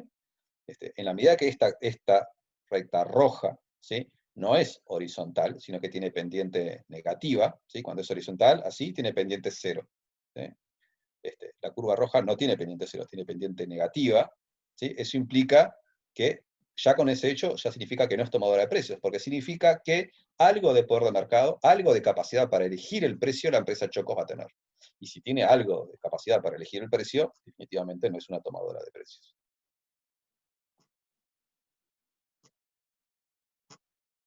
Ahora sí. Sí, acá Brian pregunta cuál ofrecía un producto diferenciado, si Choco o la de las tabletas, pero no sé si quedó claro que Choco forma parte. Claro, Choco o sea, no es que, acá no hay dos empresas, estas Chocos y la empresa de las tabletas, ¿sí? Esta gráfica que está acá es la gráfica del mercado de las tabletas, que puede tener una empresa más, además de Chocos, o 100 empresas más, además de Chocos. No sabemos cuántas empresas hay acá, ¿sí? En esta, que es la gráfica del mercado. Y Chocos es una de las empresas, ¿sí? Que ofrece tabletas de chocolate, o sea, Chocos participa en este mercado que está acá. ¿Sí? ¿Cuál era la pregunta? Yo creo que me distraje en una parte de la explicación. No, ¿Cuál la me la puedes? pregunta era cuál ofrecía un precio diferenciado. Yo creo Bueno, que está la confusión esa de si eran dos claro. Es empresas. que no sabemos. En el caso de las otras tabletas de chocolates, sabemos que Chocos tiene cierto poder de mercado porque vemos acá la pendiente de la curva. Ahora, de las otras empresas que forman parte del mercado de tabletas de chocolate, que están todas acá, junto con Chocos, no sabemos cómo son sus curvas de demanda. Puede haber alguna que tenga enfrente curvas de demanda con más pendiente, o sea, más así, más pendiente que la de Chocos, o algunas con menos. Capaz que hay algunas que son menos diferenciados. No, la verdad, esa información no la tenemos de este gráfico.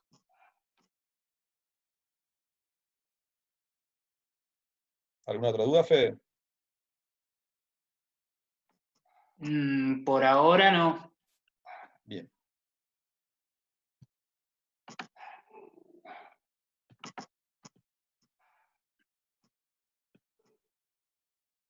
Bueno, vamos con este entonces.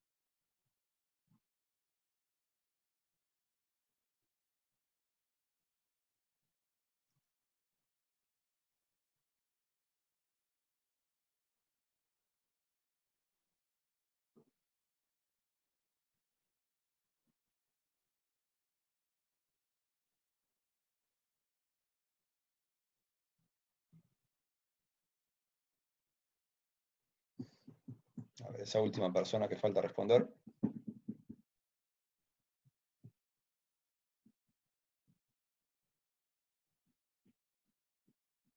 Ahí va. Muy bien.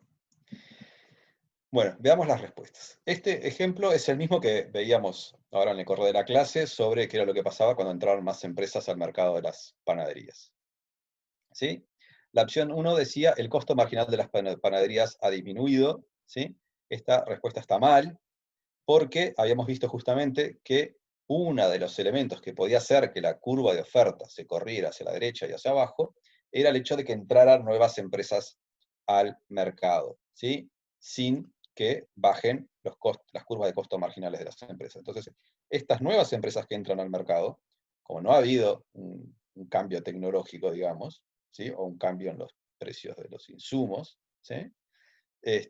Como no pasó nada de eso, lo que sucede es que esta nueva curva de oferta se debe a la entrada de más empresas, pero esas empresas que entraron tienen todos la misma curva de costos marginales, ¿sí?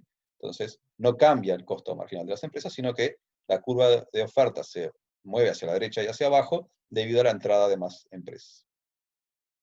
La opción 2 dice, la oferta de pan se ha vuelto menos elástica, ¿sí? O sea, la oferta de pan, digamos, está dada por esta curva, que como nosotros vemos, tiene menor pendiente en cualquier punto que la otra curva, por lo tanto, va a ser más elástica y no menos elástica que la anterior, es al revés de lo que dice la opción 2. La opción 3 dice, con la caída del precio, las panaderías están teniendo pérdidas, ¿sí? Esa opción está mal, como no sé si se dieron cuenta ustedes, o es pura caso, o simplemente tiraron a epocar y no, nadie lo puso. Pero el motivo por el cual está mal es que si están entrando empresas a este mercado, ¿sí? Es porque había rentas económicas, ¿sí? Y las empresas estaban teniendo, no solo no tenían pérdidas, sino que estaban teniendo beneficios. Y entraron empresas haciendo disminuir estas rentas económicas, pero no como para tener pérdidas, ¿sí? En este tipo de modelos, ¿sí? Las empresas dejan de entrar en el momento que los beneficios son cero, ¿sí? Pero no llegamos al momento en el cual pasan a tener pérdidas. ¿Mm? Y la opción 4, que es la que estaba bien, que decía que, bueno, nuevas panaderías van a seguir entrando al mercado hasta que el precio se iguale al costo medio de las panaderías, ¿sí? Y esta es la opción que era correcta, ¿sí? O sea que la mayoría de ustedes eligió la que estaba bien. No sé si queda alguna duda con esto, si no, estaríamos terminando la clase por acá. ¿Puede Díganme. explicar por qué está bien la 4? ¿La 4? Porque la idea, ¿sí? Es que, eso lo vimos, a ver si vamos para atrás. Fue lo que explicamos acá, en esta parte de la clase, acá, ¿sí? Si las empresas estaban ubicadas en un punto como este, ¿sí? Donde las empresas tenían rentas económicas, ¿sí? Atraídos por esas rentas económicas, ¿sí? O rentas económicas, estamos hablando de que las empresas están obteniendo ganancias que son mayores a las que se obtienen en el promedio de la economía. Entonces, si en el mercado de las panaderías las empresas están ganando más plata que en otros sectores de la economía, las personas que tengan dinero para invertir van a decir, no, voy a invertir en panaderías, en vez de en lo que yo estaba invirtiendo antes, y van a venir acá al mercado de las panaderías. Entonces, cuando vengan al mercado de las panaderías, lo que van a hacer es que al haber más empresas produciendo en ese mercado, va a aumentar la oferta, ¿sí? Y eso es lo que hace que esta curva se mueva para abajo, aumenta la oferta, ¿sí? Y con eso van bajando los precios, y al bajar los precios, ¿sí? Lo que sucede es que los beneficios de las empresas empiezan a disminuir, hasta que llegamos a un momento en que los beneficios son los que corresponden a esta curva de esos beneficios, que es cuando los beneficios son cero, y eso sucede acá cuando la curva de oferta se movió hasta el punto cero. ¿Mm? Entonces, ahí dejan de entrar empresas. Ese proceso que es el que acabo de describir es lo mismo que dice en la opción 4, o sea, van a seguir entrando empresas hasta que el precio se iguale a la curva, a los costos medios, ¿sí? Esta curva que está acá, el precio que está acá, que es este 1,52, que es el que se llega de equilibrio cuando ya no entran más empresas, ¿sí? Es igual a esta curva, que es la de los costos medios, es lo que dice acá, ¿no? Es CM ahí, es costos medios. Lo que quiere decir es que si el precio, digamos, es el ingreso que yo obtengo por cada bien. el costo medio es el costo que tengo por cada bien. ¿Sí? Entonces, si lo que obtengo de ingreso por cada bien es igual a lo que obtengo de costo por cada bien, no le estoy ganando nada a cada bien que vendo. Estoy ganando 0, por lo tanto mis beneficios van a ser 0. ¿Sí? Entonces, el momento en el cual dejan de entrar empresas, en el momento que yo tengo beneficio igual a 0, es cuando el precio llega a igualar a los costos medios. ¿Sí? Y eso es lo que estaba acá en... vamos a llegar hasta ahí. Acá, en la opción 4, que decía eso, ¿sí? Que las empresas van a seguir entrando al mercado de las panaderías, van a haber cada vez más panaderías, hasta que el precio iguale al costo medio. ¿Sí? En el momento Ahí que el va precio bien. igual, en el momento que el precio iguala al costo medio, ahí es cuando las empresas dejan de tener rentas económicas y dejan de haber más empresas atraídas a entrar al mercado de las panaderías.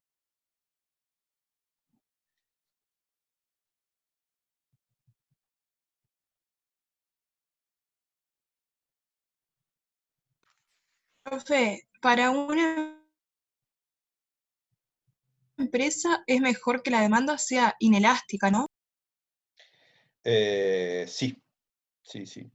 Sí, cuanto más inelástico es la empresa, es la demanda, más capacidad tiene digamos, la empresa de quedarse con más excedente, ¿no? Ustedes imagínense, ¿sí? una curva de demanda inelástica, que sería una cosa así, ¿no? Totalmente inelástica, sería una curva vertical. ¿Sí? Eso quiere decir que la gente va a consumir la misma cantidad de ese bien, no importa cuál sea el precio. O sea, al precio de 3, vas acá, ping, consumen 5.000. ¿No? Al precio de 1, vas acá, ping, consumen 5.000. Siempre consumen 5.000, supónganse, si la curva de demanda es acá totalmente inelástica en 5.000, no importa el precio. Entonces, eso quiere decir que si la empresa enfrenta una curva de demanda inelástica, significa que si aumenta el precio, la gente sigue consumiendo igual la misma cantidad. ¿Sí? O eso es en el caso extremo en el cual es una recta así vertical totalmente 100% inelástica. Pero si es un poquito, tiene un poquito de pendiente, supónganse bastante vertical, pero no del todo, eso lo que quiere decir es que la empresa, ¿sí?, puede aumentar mucho el precio, y eso hace que los consumidores y las consumidoras reaccionen muy poquito, disminuyendo las cantidades consumidas. ¿Sí? Entonces eso a la empresa le sirve porque puede aumentar el precio, que eso aumenta sus ingresos, y sin que tenga que enfrentar, digamos, el costo de que bajen mucho las cantidades que vende, ¿no? Entonces, por eso les sirve que la curva de demanda sea lo más inelástica posible. Hay algunos bienes que se suelen mencionar mucho como ejemplo, son, por ejemplo, no sé, bienes que la gente demanda por más que el precio varíe, ¿no? En algunos casos se suelen poner como ejemplo bienes donde, por ejemplo, las personas pueden tener algún tipo de dependencia de ese consumo, como por ejemplo el cigarrillo, ¿no? Entonces, la gente consume cierta cantidad de cigarrillos, entonces, si hay una persona que es fumadora y tiene una adicción con el cigarrillo, con el tabaco, entonces, y consume, no sé, 2 cajas de cigarrillo por día, le subís el precio y la persona no puede, tiene un problema de adicción y no puede dejar de consumir sus 2 cajas de cigarrillo por día, le subís el precio y sigue consumiendo 2 cajas por cigarrillo por día, entonces esa persona tiene un comportamiento totalmente inelástico ante cambios en el precio. ¿Sí? Y eso obviamente favorece a las empresas que venden ese bien. ¿Sí?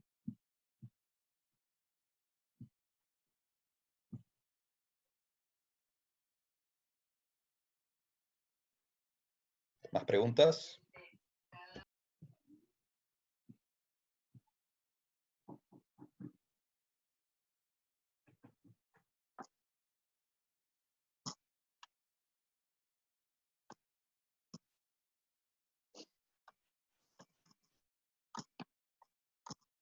Andrés, Sí.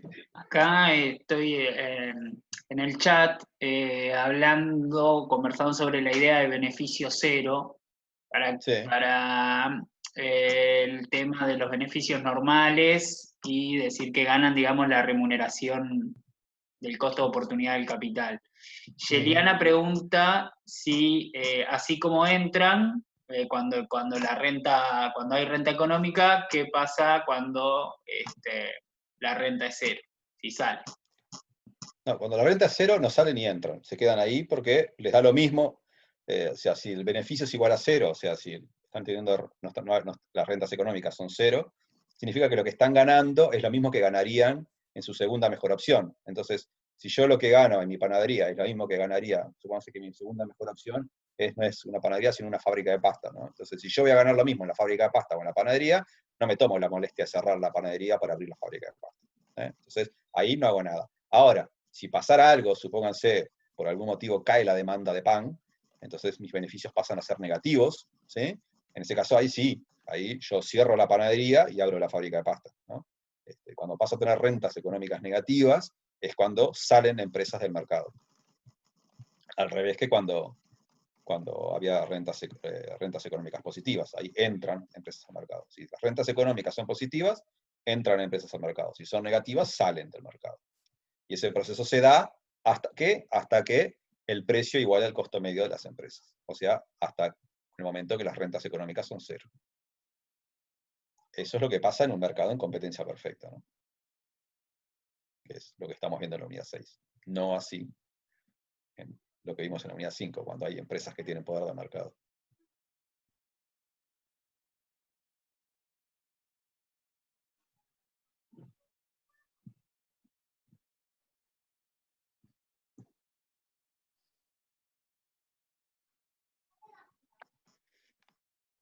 ¿Alguna otra duda? Creo que por ahora no. No, por ahora no.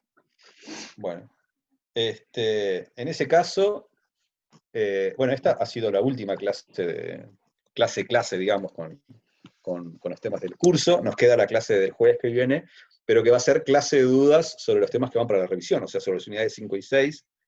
Tengan en cuenta que esa clase va a ser aprovechada por ustedes en la medida que tengan más estudiados esos temas, ¿sí?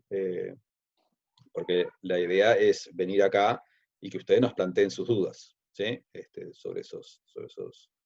Sobre las unidades 5 y 6. Eso va a ser el jueves que viene, sí, el jueves 9 de julio a la hora habitual. Y ahí vamos a estar Fede y yo para, bueno, tratar de evacuar las dudas que surjan. Y después, bueno, tenemos la revisión el martes de la semana que viene. Va a ser a las 3 de la tarde. Quienes vayan a dar el examen lo van a tener a la misma hora, solo que lo van a tener en facultad de manera presencial. Van a tener que atravesar todo el protocolo por el coronavirus. Nosotros también nos vamos a sacrificar para hacer eso. Pero bueno, el martes de la semana que viene a las 3 de la tarde van a hacer la revisión y el examen simultáneamente.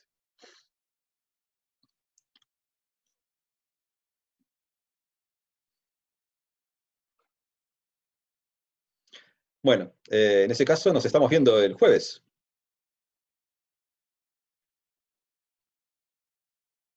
Hasta luego.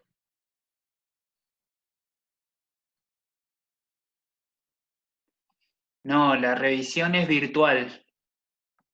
Creo que preguntó Romina.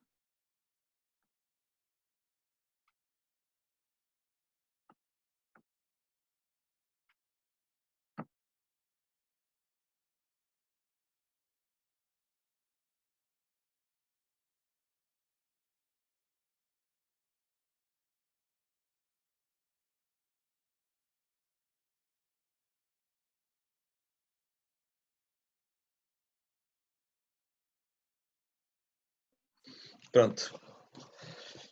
Bueno, Fede. Terminamos, Andrés. Terminamos. Me quedó un ejercicio ahí que no lo hice al final, que era qué pasaba cuando introducías un impuesto. Pero lo agarré porque estaba ahí entre los ejercicios de la planilla Excel del core, pero dije, vamos a entreverarla con algo que ni siquiera le estamos dando pelota en el curso. Sí. Que era interesante para ver el tema de las elasticidades y bueno, cómo se movían las curvas, pero me pareció que era agregarle una complejidad innecesaria, algo que además no lo vamos a preguntar en la revisión. Sí, no lo vamos a preguntar. Entonces, pero capaz que para ¿sabés que en en Introducción a la Micro le dan bastante, hay como casi que toda una unidad y un seminario dedicado a eso. Así que capaz Hay que puesto. para futuros cursos podríamos dar algo ahí de... No, es que está bien, pero me parece que para darlo habría que haberlo metido en las clases teóricas, no sé, Ah, meter sí, algo, sí, sí, obvio. decir algo en los videos, no sé. No, Sí, sí, sí, no, obvio. No, digo pero para el curso del año que viene, cuando... sí, sí, no, me parece bien agregar algo de eso. Sin darle mucho. No, no, obvio. Simplemente que vean qué pasa con la curva, cómo se mueve cuando metes un impuesto, qué pasa con los excedentes y cómo las elasticidades, ¿Cómo te influyen ahí? cómo se distribuye la carga del impuesto después en función de las elasticidades de las curvas. Sí, eso puede estar bueno. Sí, Che, ¿qué te iba a pero no mucho decir? más que eso. Ya hay algunos, viste, que están ahí metiendo. Ya están como preguntando los ejercicios que se subieron a EVA y eso. Mm, sí. Así que Sí, por lo que calculo vi que de el la unidad, jueves. de la unidad 6 son pocos las personas que hicieron ejercicio. Sí, sí, los ejercicios de Oiles, a mí hubo varios que contestaron que se fueron al mazo ahí en. Capaz que en la de la afirmación de debe haber sido, esas ahí erraron varias. Sí, sí, sí, sí. Sí, no sé. Pero bueno, Veremos. capaz En que el el examen, jueves. viste que tenemos, ¿te fijaste? Hay 25 inscriptos habían estado hoy en el examen. Ah, no, no me fijé. Y tienen 2 días más para inscribirse. Tienen hasta el jueves. Ahí va a ir Pero, la morocha a cuidar. bueno, no, con 25 ya implica, capaz que con 25 los meten en un salón solo, pero van a ser más de 25, o sea que por lo menos vamos a precisar 2 personas. Ajá. Y sí, o sea, es una persona cada 25 estudiantes. Así que supongo yo que por lo menos 2 o 3 personas. Supongo que además que la mayor parte de la gente se inscribe al examen al último momento, no sé. Claro. ¿Cuánta gente suele dar el examen de introducción a la micro? Fua, y bastante porque pierde unos cuantos. Sí. No, además, claro, introducción al micro tenés la gente de las generaciones anteriores también. O No sé, sea, es como más difícil de medir. sí, Pero sí, introducción a la micro ya tenía casi 200 inscriptos, 200 y largo inscriptos. Nosotros tenemos muchísimo menos. sí, sí, Pero sí. claro, tenés el factor de que no tenés la gente que de años anteriores. Entonces, como que no Sí, es, no es es- no es verdad. comparable. Sí, ahí no podemos saber mucho. Mm, sí, sí. Bueno, bien.